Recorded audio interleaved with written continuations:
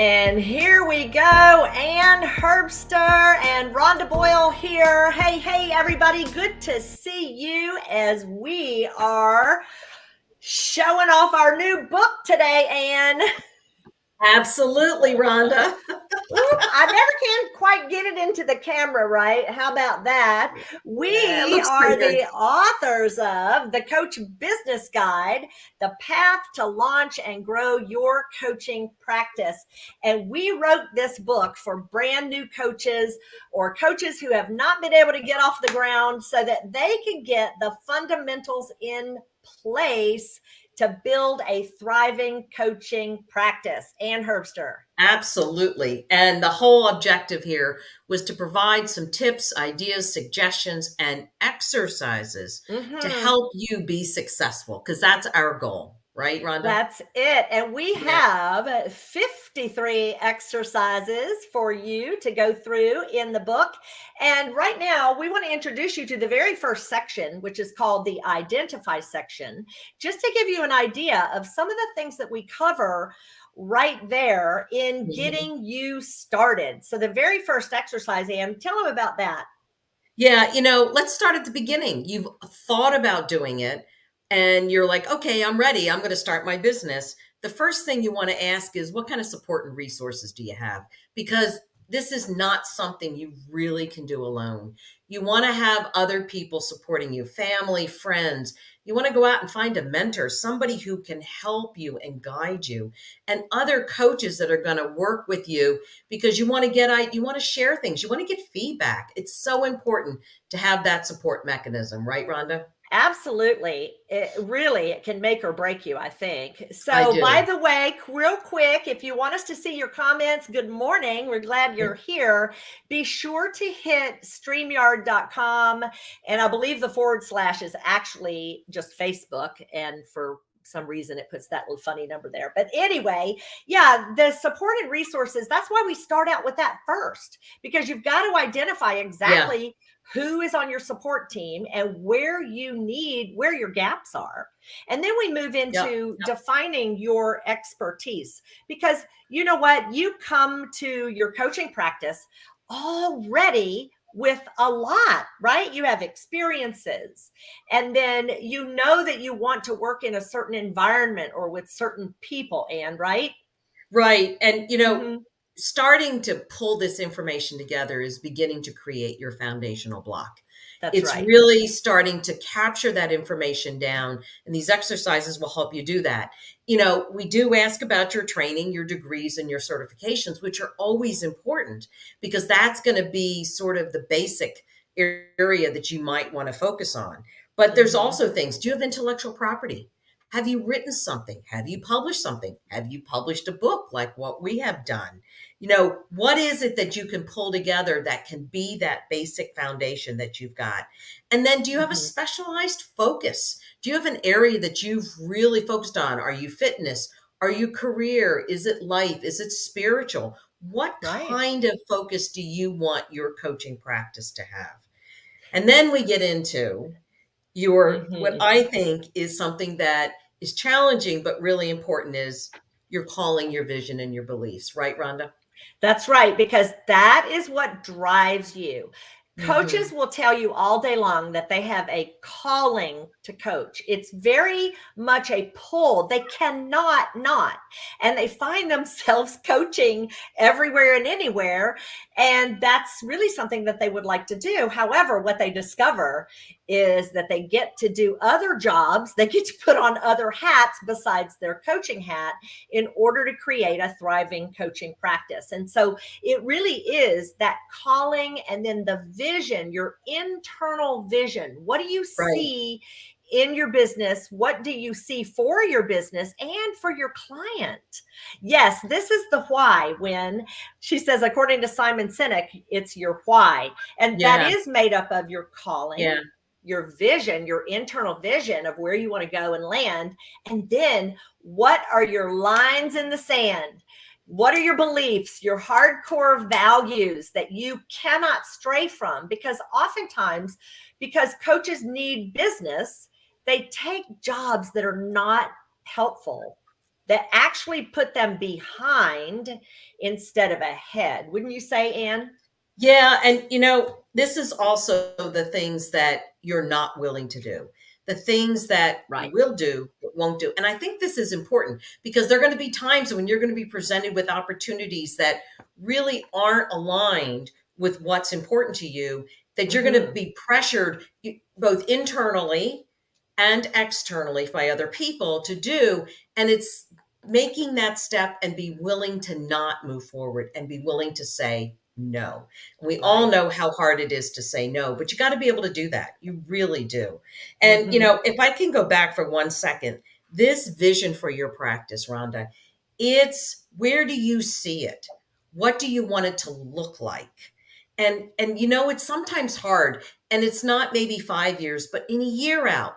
And it's it's almost in your mind, setting a goal and saying, what do I want this practice to look like? Because all of this is going to help you establish the kind of business you want ultimately. Exactly. By going through all these step by steps. Yeah. Yeah. Yes. And go ahead. Go ahead. No, go ahead, Rhonda. Sorry. Well, I was just going to say that. So the other thing, go. There's a lag. Okay. So I was going to say, so, you create, you figured this out. And by the way, this is going to change and evolve. It's not, I got a stake. This is it. I'm putting a stake in the ground and this is going to be it forever.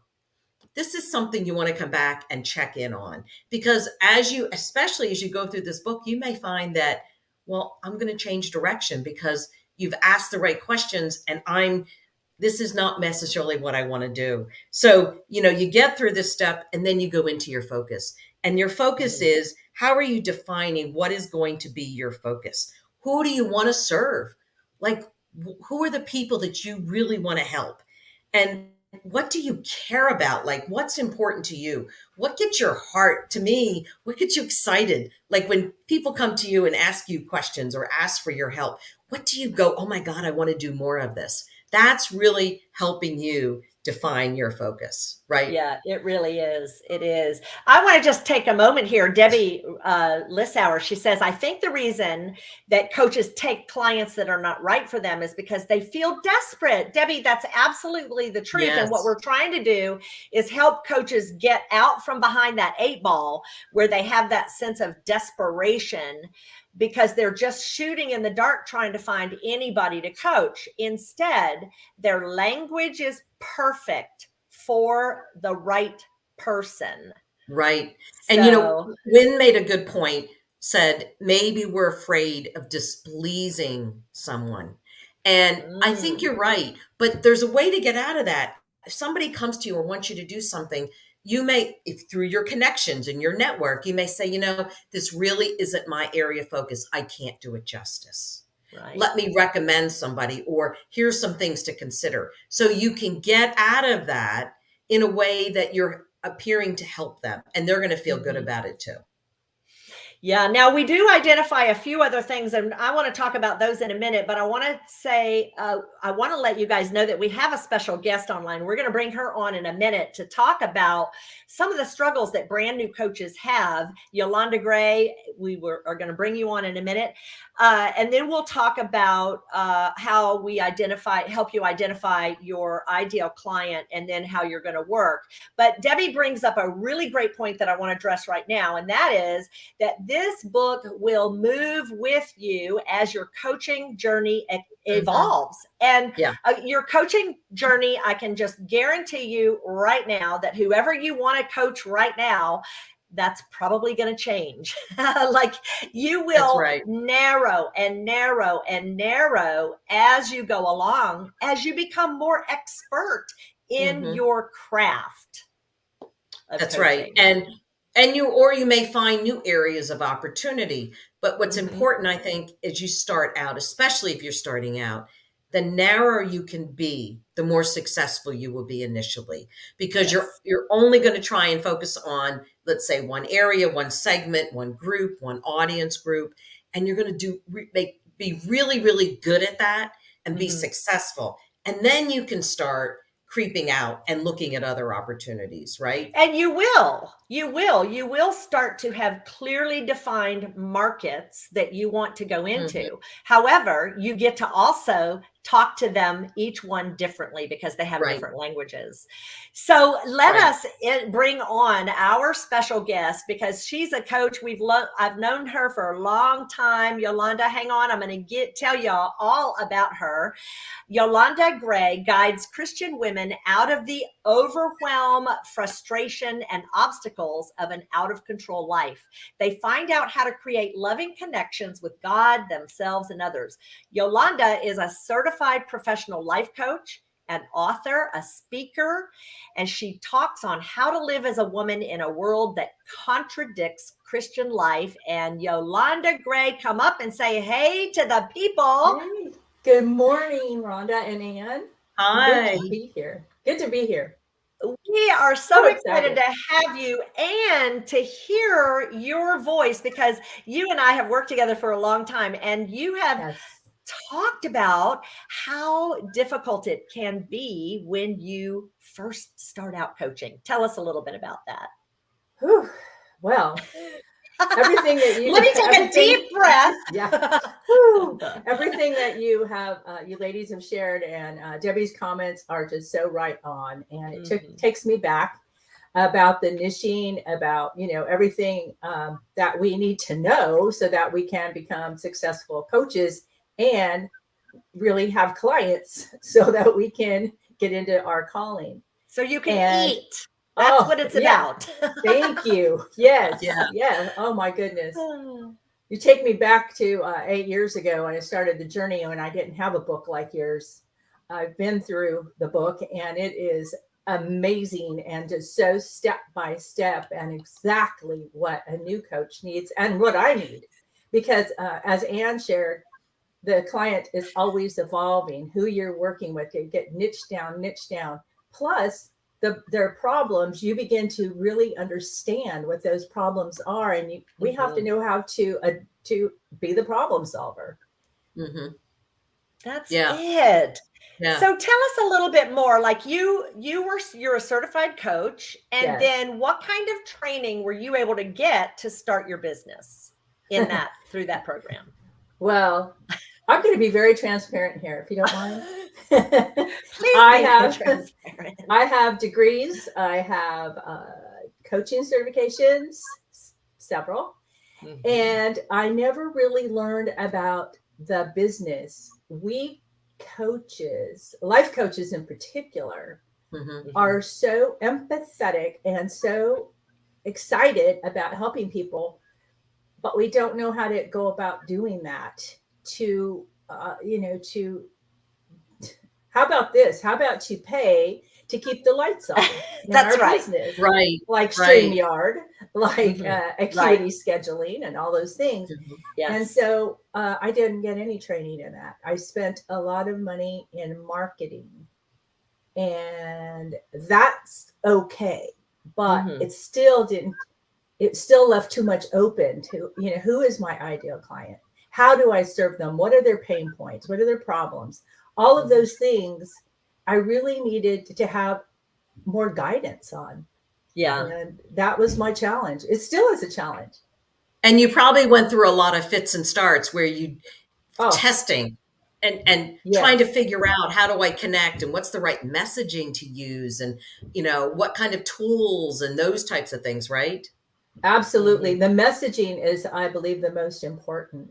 And over time, even my messaging has changed for sure as I've learned more about we also, because there's so much out there on what to do, and 550 ways to do it, we still have to come back to what your book offers, and this is what I love. It's just the basics of it. it's okay to, you know, find some marketing person later. And all that is also in your book as well. But I mean, to really get past those limiting beliefs, to get past, to figure out who exactly you're coaching, and to be able to maintain your integrity when someone shows up that you know you can't coach, because you are desperate. Been there, done that. I can say with full disclosure, I have never taken on a client that I did not believe was right for me, and that's been through a lot of prayer, and also knowing that, you know, what we do out in the world tends to get filtered. It goes out into the world, and I want to be a coach who has a good reputation and credibility as someone who really walks my calling and can really help others. Yeah. And that's what every coach needs to do, regardless of their area of their expertise. If they're a business coach, if they're a health and wellness coach. I mean, imagine going to a health and wellness coach that is obese. I mean, exactly. You know, exactly. You're not gonna, is the truth. Right. And yeah. So, you know, when you started out, did you start out working with individuals, or do you work with like organizations as well? Well, right now, so I'm also in process of writing a book I'm so excited about, and it is written for my, you know, for clients, for the client, not on a broad basis. But how I started out and how I've tried to maintain is a one-to-one and group coaching concept. I am looking to branch out into recovery homes, and because that's an area of my expertise as well. But mostly, I believe I was put on this earth to guide women in small group or one-on-one. I have branched out. I love to speak. I love to go out and share share on the issues that women have and how we can overcome them. I also have a lot of experience, not just expertise. You know, I had a life, and you know, it's, I say God and the women who God brought in my life, my coaches, my mentors, I'm able to share from that place. And so I try to maintain this one-on-one or a small group concept. I do workshops and seminars, but mostly one-to-one coaching. I think that's where I'm supposed to be.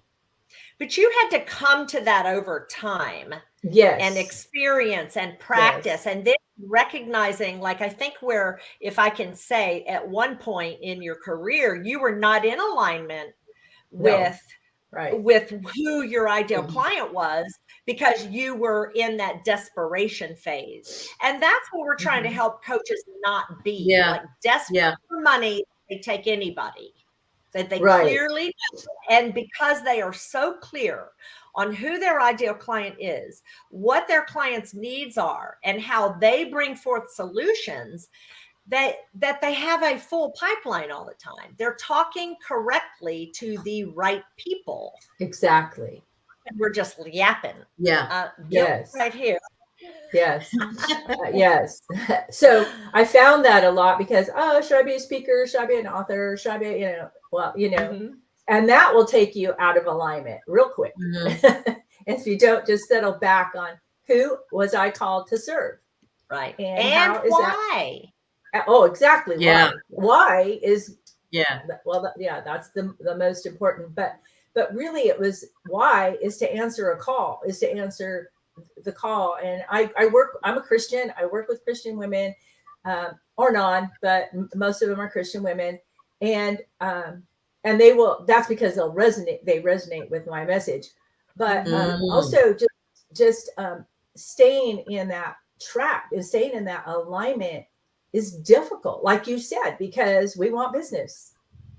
So So I don't. It's interesting. It's been an interesting journey for me.